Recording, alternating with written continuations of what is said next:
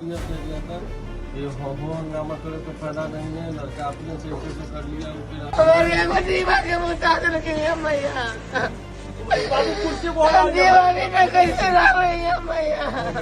अब आप बीरपुर थाना बीरपुर में यही सब घटना घट रही है, पूरे बिहार में यही घटना घट रही है। पटना में आधा दर्जन से ज्यादा बच्चियों का बलात्कार लगभग डेली की बराबर है।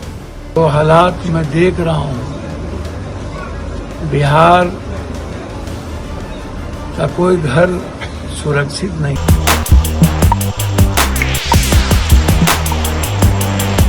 नमस्कार, मैं खुशबू और आप देख रहे हैं वॉइस अब। बिहार में लड़कियां कितनी असुरक्षित है ये हमसे आपसे छुपा नहीं है।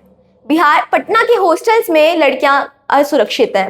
हाल ही में हुई घटना के बाद पूर्णिया सांसद पप्पू यादव पटना भागते दौड़ते पहुंचे। उन्हें देखकर पीड़िता का परिवार इतना भावुक हो गया कि अपने आंसू रोक नहीं पाए।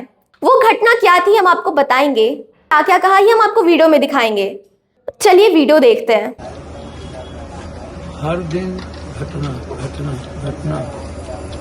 कल नवादा में एक पुलिस वाले को जमदार को मारते मारते और चाकू से मार दिया। यही नूरसराय में भी हुआ। कोई समझ में नहीं आ रहा है। अच्छा, सबसे बड़ा प्रॉब्लम क्या है, हर घटना को डाइवर्ट करना एक सबसे बड़ी प्रवृत्ति हो गई। आप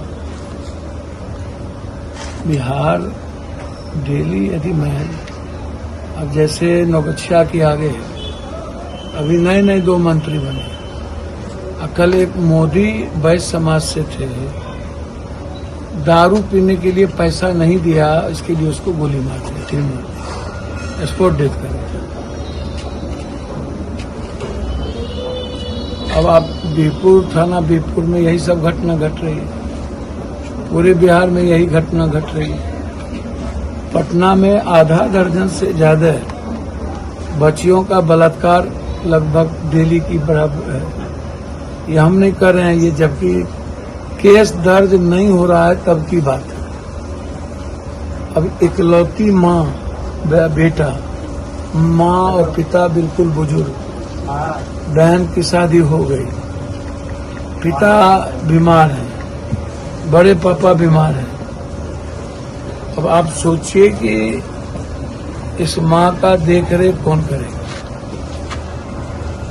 पुलिस इसको भी डाइवर्ट करने की कोशिश कर रहा था कि अपने से गोली मार लिया।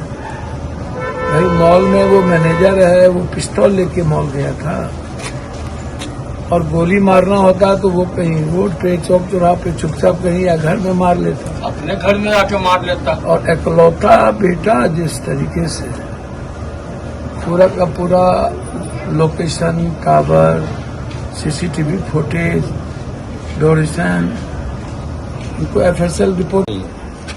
भैया मैं तो पहले ही बोला कि सरकार एक तो बच्चियों के बलात्कार और बच्चियों के छेड़खानी की घटना में केस दर्ज करती ही नहीं है, और डाइवर्ट करना चाहती है हर चीजों को।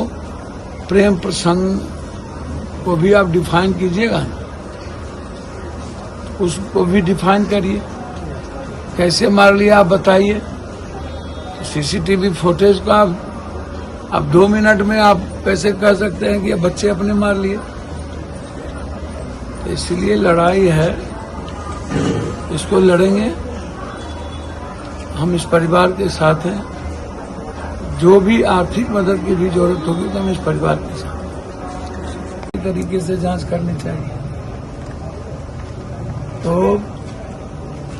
सिर्फ बोलने कथनी करनी में फर्क इतना ज्यादा है, नियत साफ है ही नहीं।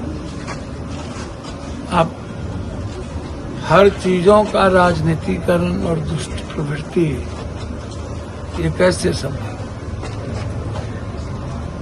तो इसीलिए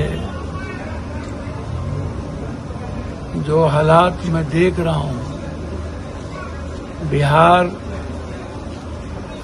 का कोई घर सुरक्षित नहीं है, कोई बेटी सुरक्षित, बहन सुरक्षित नहीं है। सरकार से मांग करेंगे कि इस परिवार को 20 लाख रुपया का मुआवजा, एसपीडी ट्रायल और कौन कौन लोग इन्वॉल्व हैं या कोई और बाहरी बुला के मारा गया, हत्यारा कोई और है, हत्या करवाई गई, तो इसको सरकार पूरी तरीके से जांच करे।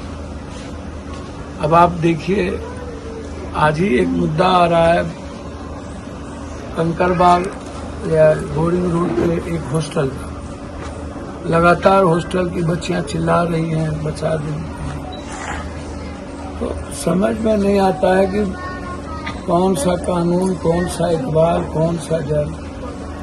क्या इनका डर और कानून सिर्फ विरोधी और विपक्षी नेताओं के लिए है? तो इसलिए मैं तो, हमें जानकारी रात मिली, हम पूर्णिया थे। जैसा कि आपने वीडियो में देखा, पीड़िता का परिवार पप्पू यादव के पैर में गिरकर मदद की गुहार लगा रहा था।